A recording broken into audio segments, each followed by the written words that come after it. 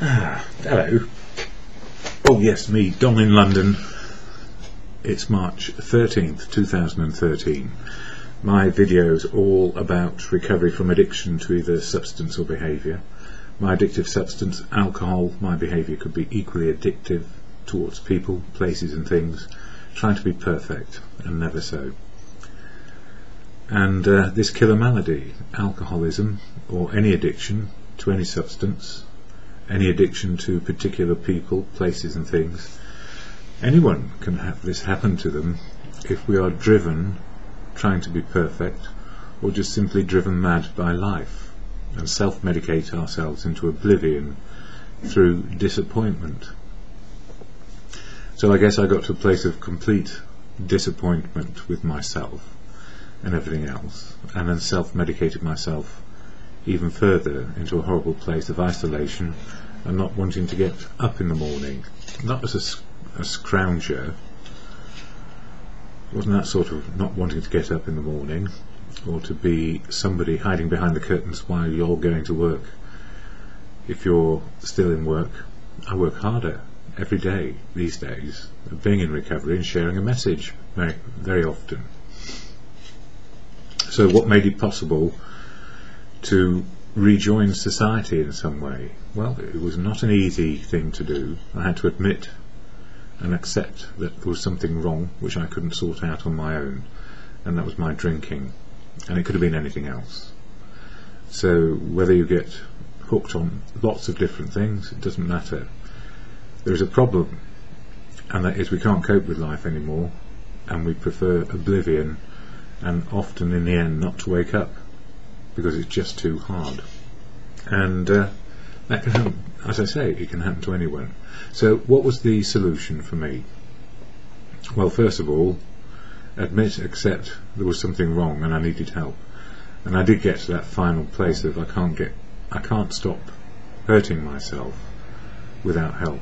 So I rang up a psychiatrist who said, don't stop drinking or you may have a seizure, and come see me and see what we can do. Anyway, the psychiatrist got me into a drying out clinic for 3 weeks, and then it was suggested maybe I ought to try get continuous help in the form of fellowship, and that fellowship is AA, Alcoholics Anonymous, hence the names on my videos, Alcoholics Anonymous, how it helps me today, how it works, this 12-step program.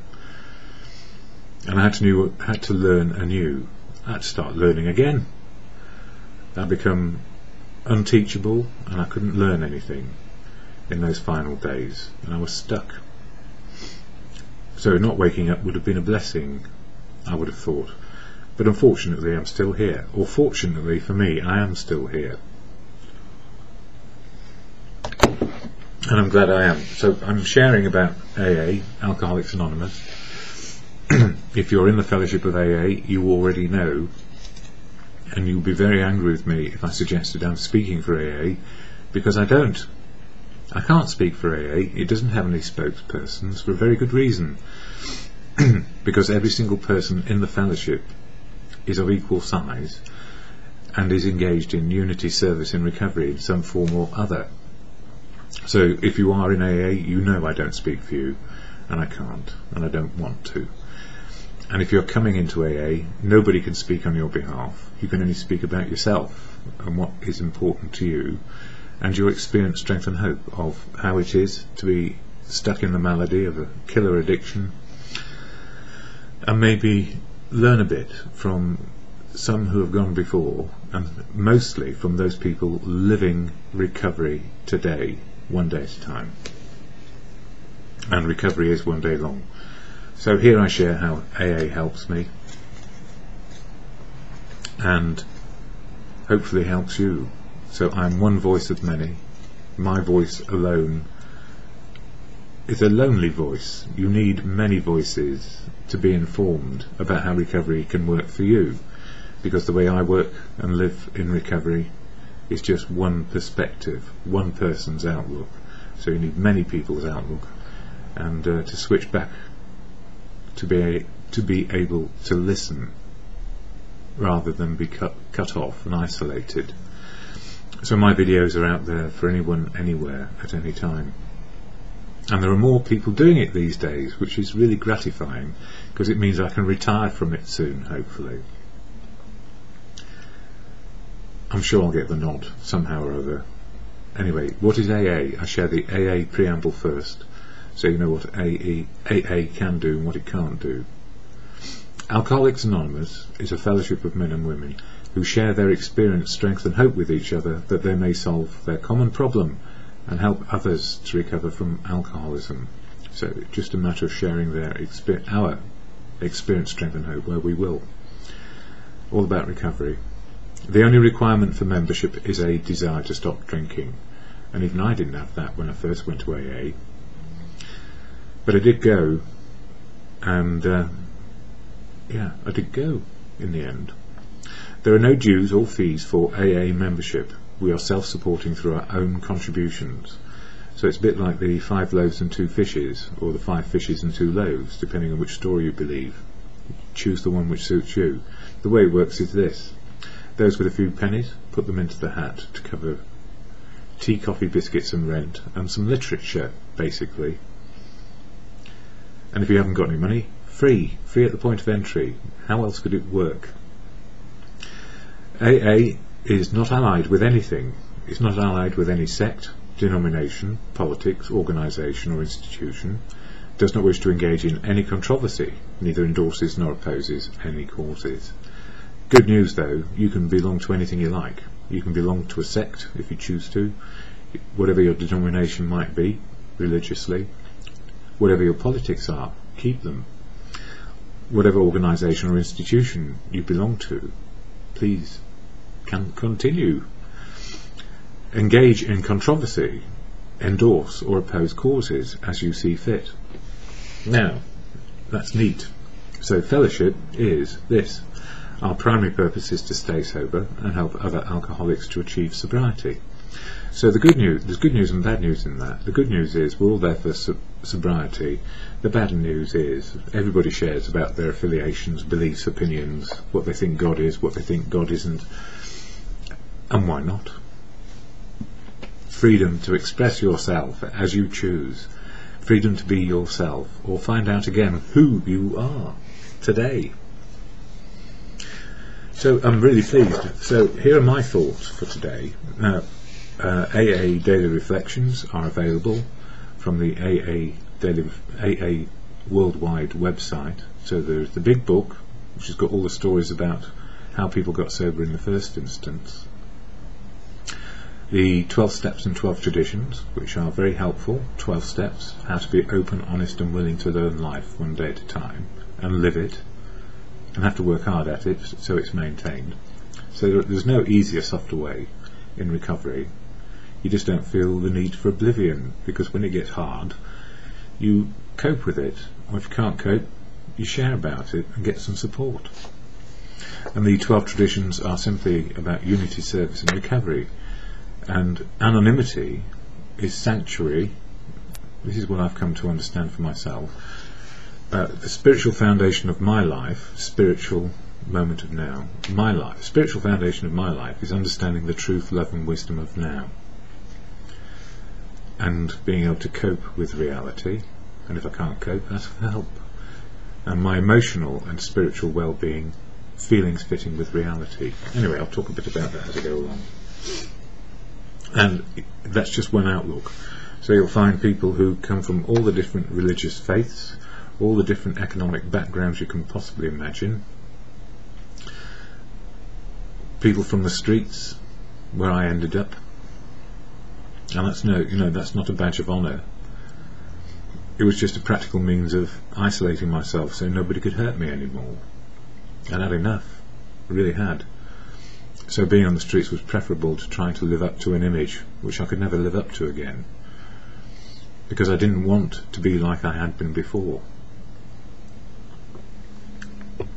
So my thoughts for today. Oh yes, and Daily Reflections is available on the AA website, but that's only if you've got a computer, and I guess this is true. I've been told that people are recording my stuff, and that's fine. Freely given, freely received. freely received and freely given. I don't mind that, because if we didn't give it away to keep it, or keep it and give it away, whatever it is, it's all good. Anyway, coming down to March 13, 2013, step 3 in March is about your higher power.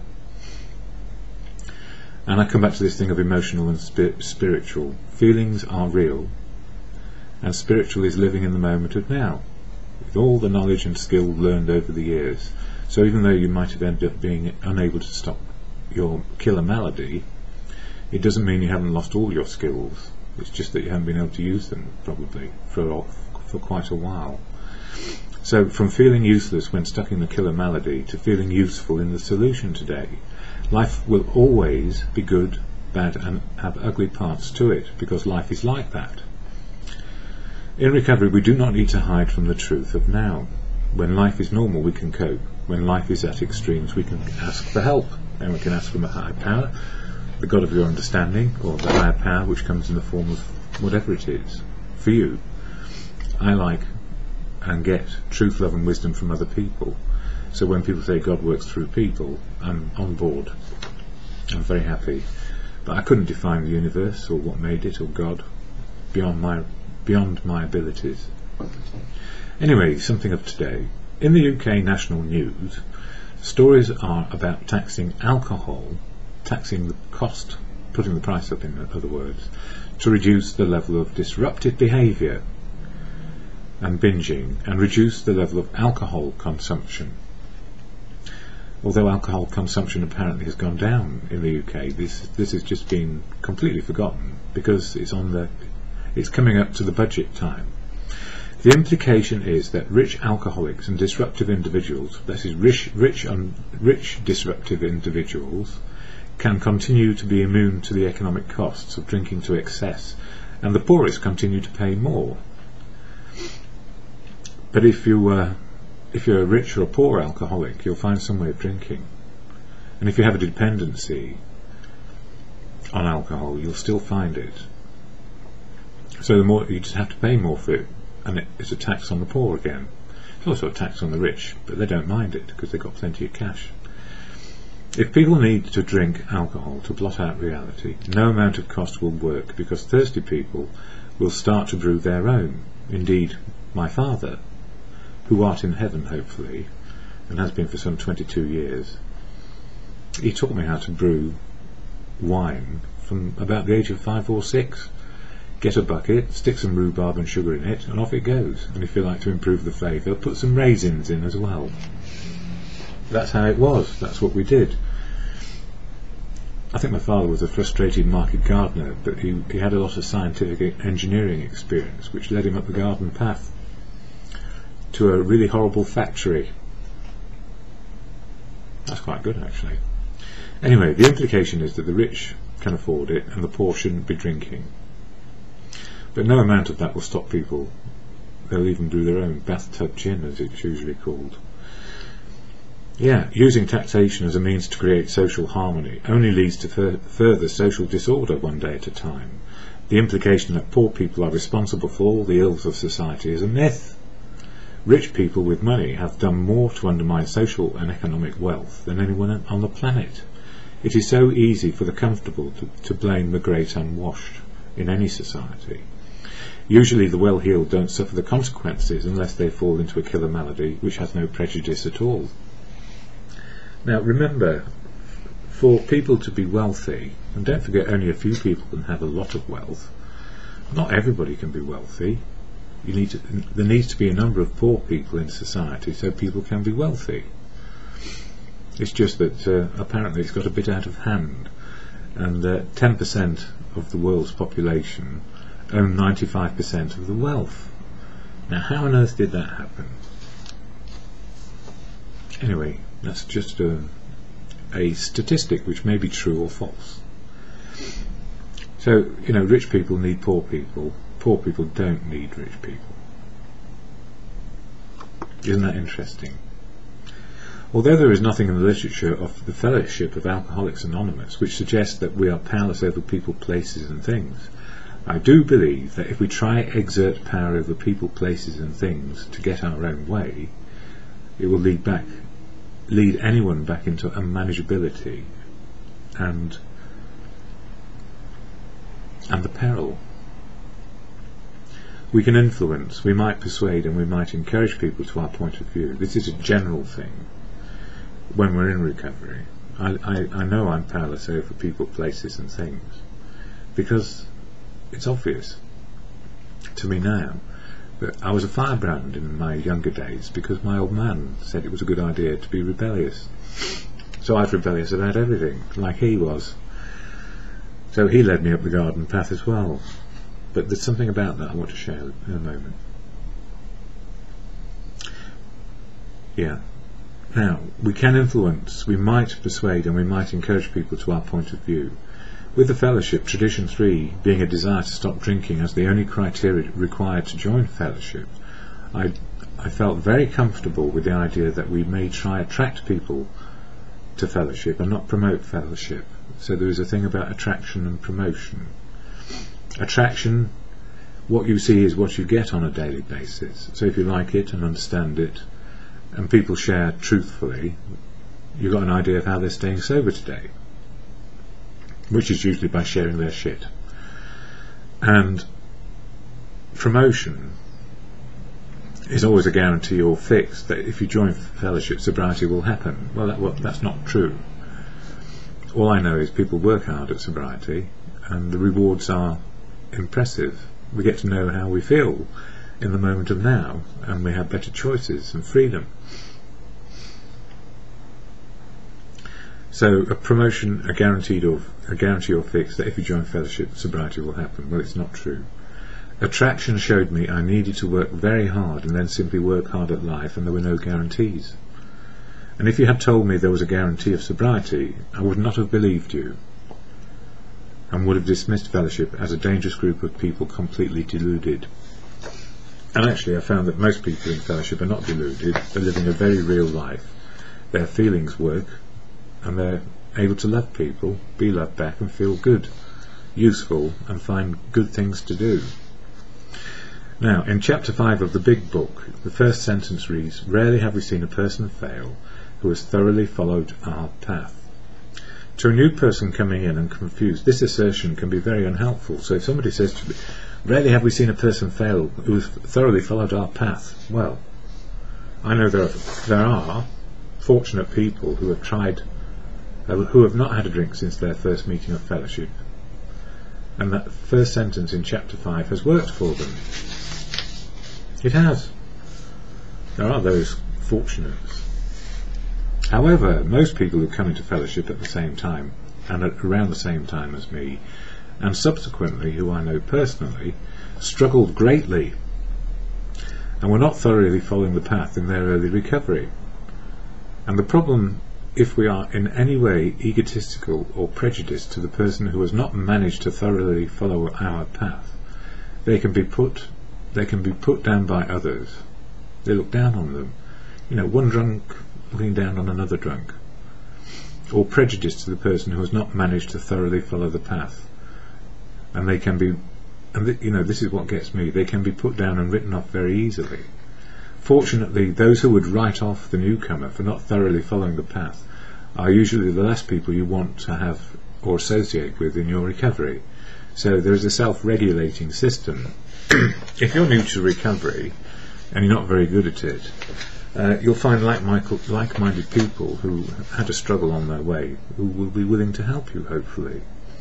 And those who are full of shite, pride, ego and egotism, because it's come back, who write you off and put you down as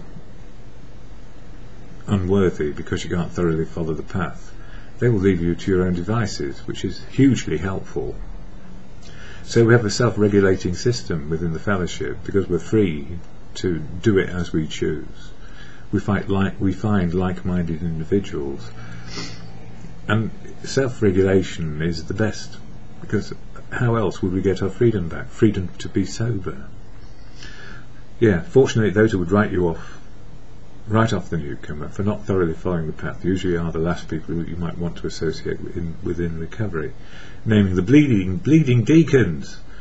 These are the people who know it all. the people who never have a bad day in recovery, and the people who have no emotional range whatsoever, who are in an emotional and spiritual journey.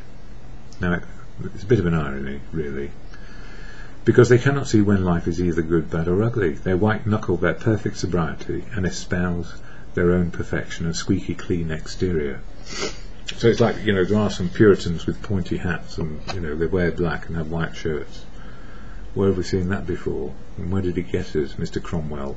This is UK, of course. Oliver Cromwell. I think he was a bit like that. And then we had a bit of a flamboyant fling. You know, all bets were off when the Georgian, or the Hanoverian, whatever, George, yeah, I think it was the Georgian, whatever, anyway, bus lines came down, and men had great big cod pieces or whatever, you know, you name it, we exaggerated it all, and it was only going to lead to disappointment, wasn't it? So, you know, either way, at either extreme, it's probably to find a middle road for yourself. I'm wandering off the point a bit here, but it's true, you can do that in recovery. You can have a laugh.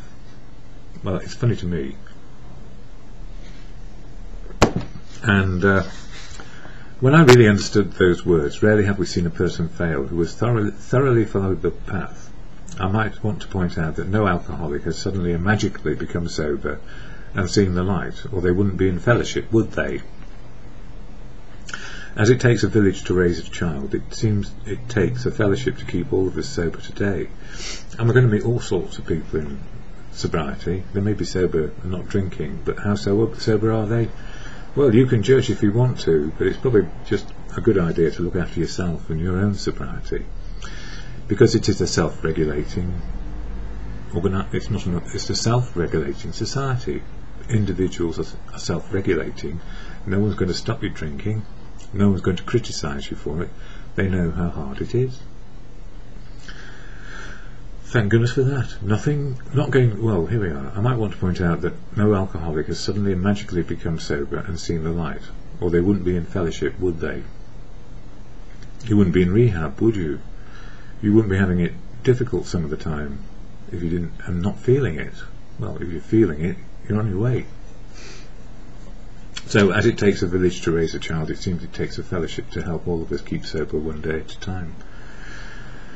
Not going to meetings for a few days, weeks and months, or whatever length of time is not helpful, because the old life is always there and open to anyone in recovery. So, you know, we're awash with alcohol around here in Chelsea. I mean, it's a fun party place, except most of the residents are now in fellowship. And it's always the newcomers to the area who are kicking up the dust. Anyway, there you go. Not going to meetings for a few days, weeks and months, or whatever length of time is not helpful, because the old life is always there and open to anyone in recovery. So it's like anything else, really. The power greater than us starts in fellowship. The wisdom we learn, the experience, strength and hope we share, helps keep us on our sober toes one day at a time. How does it work, this thing called sobriety? We learn how to cope with life. We learn how to cope with reality. And if we cannot cope, we ask for help. That's where we get to. Your higher power, often the wisdom shared, knowledge and skill developing day by day about how feelings work, thinking works, and actions help us learn a new way to live. The old life of fear, pride and ego versus the new life of courage, faith and confidence. So it's a bit like the 7 vices and the 7 virtues. We have all of those things in us all the time. It is not that clear cut. Pride, ego and fear are always going to be a part of who we are. And if we have pride, ego and fear at extremes at any time, this will undermine our courage, faith and confidence at any time. We learn courage, faith and confidence as we face reality and cope. And when we cannot cope, we ask for help. God works through people, sharing truth, love and wisdom on any given day. And also the devil works through people sharing shite and shinola on any given day as well. And usually available in the moment of now, round at the pub. If we feel we are deserted and alone, all we need do is go to a meeting, pick up the phone and ask anyone inside or outside fellowship for help. But we need to develop those contacts, and we have to put the footwork in, or we won't get anywhere. If we just sit around in fellowship listening, you may be sober and content, but you've got to examine what is right for you. That's all I would say. Please examine what is right for you in recovery. Don't take my outlook. Take a look at all the outlooks and then decide what your own outlook is. Made a decision to turn our will and our lives over to the care of God as we understood Him. This is step 3. It took me a long time to realise that in my early living years my father was my higher power. After all, he was convinced he was a higher power. He always knew better than anyone else, and made certain that I liked his outlook and his powerfulness or omnipotence. And he was quite a violent individual in some respects. When I actually saw him break down and become a human and fallible, all notion of a higher power left me. Some decades later, the higher power is obvious and available at any time. If I'm realistic about life, understand my feelings in the moment of now, and can apply my thinking to my situation and ask for guidance, guidance is usually available today. So, progress, not perfection. We do make progress in life, and hopefully we learn what is important. Hopefully we learn our feelings and how they work, and that we don't control them. We don't control our feelings. Feelings are the mood we have, caused by what is going on, by our environment and learning. Feelings can be very helpful, very unhelpful, if you have decided on a particular outlook on life. So your feelings can be very unhelpful if you desire the world to be a certain way. If you have decided life will only be okay if it is the way you want it, your expectations and your entitlements are resentments under construction. If you are able to go with the flow of life, which is quite the opposite, and not be confined by your own perception of how life should turn out, and you are open to how life is, you will make your way more effortlessly as you work hard. You've still got to work hard, and your endeavours will be far more satisfying. Of course, I could be wrong. That's what Ram Dass or Richard Alpert used to say. Same person. Ram Dass was the name he went by in the end. He started off as Richard Alpert, and I always thought he was a trumpeter, and then I realised it was Herb Alpert who was the trumpeter. So maybe it was his brother Richard who was the philosopher, but he used to say, of course I could be wrong, after he did lectures and stuff like that. Of course I can be wrong too. I can be absolutely wrong for you, but absolutely right for me. So I'm not actually undermining you and your sobriety. I'm just saying it's going to be different, because it need be different, because you're different to me, but we have one similarity, hopefully a desire to be sober. So how am I feeling this morning? Oh, I feel a bit angry at people who continue to put the blame on the poor. And I'm angry that political ideology sets neighbour against neighbour and puts the blame on those who are powerless over economic failure and weakness. I can be angry and accept that the best I can do is share my feelings about it, and maybe say something to my MP, who happens to be a Conservative, so it's like his ears are full of cotton wool. But I might talk to my counsellor. My counsellor's been very helpful, because I'm entitled to various things. I don't normally ask for them, but I think I ought to at the moment. There's 1 or 2 things going wrong.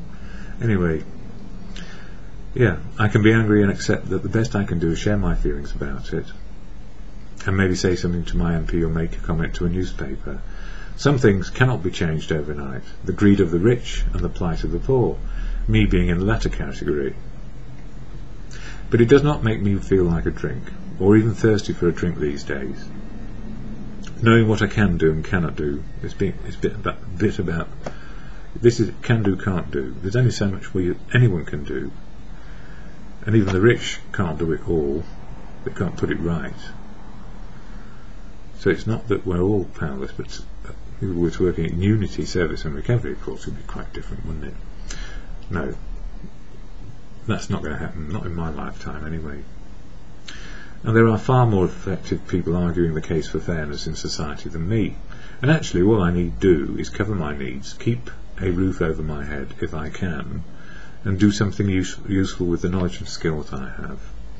So I have purpose today, to share experience, strength and hope. Also, many others will do exactly the same today as well. And I might go see some who are going to do that. And I'm actually glad to be one voice amongst many voices sharing how sobriety works. And the 12 steps and the 12 traditions help us all in recovery one day at a time. So I think that's me for today. There are other pages I have here, but they're from previous years. So put that in the bin.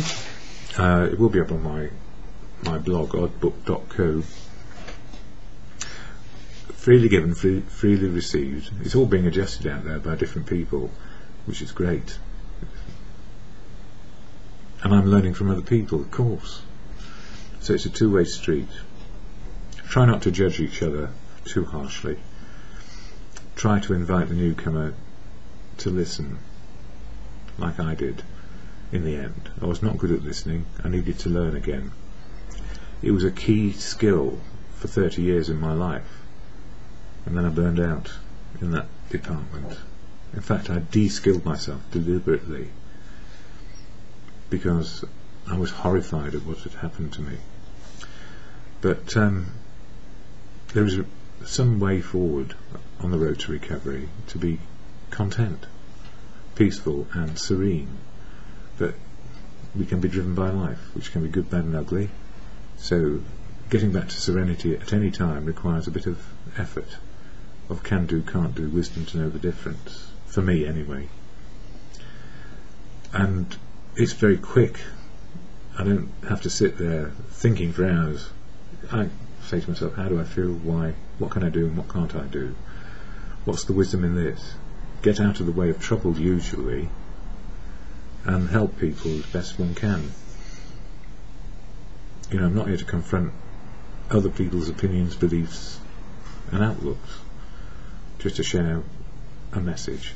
So the Serenity Prayer, which helps me at any time of day where I end these videos without any further breakdown of it, to God or in good conscience as you come to believe for yourself what works for you. God, grant me the serenity to accept the things I cannot change, courage to change the things I can, and the wisdom to know the difference. For me, just for one day.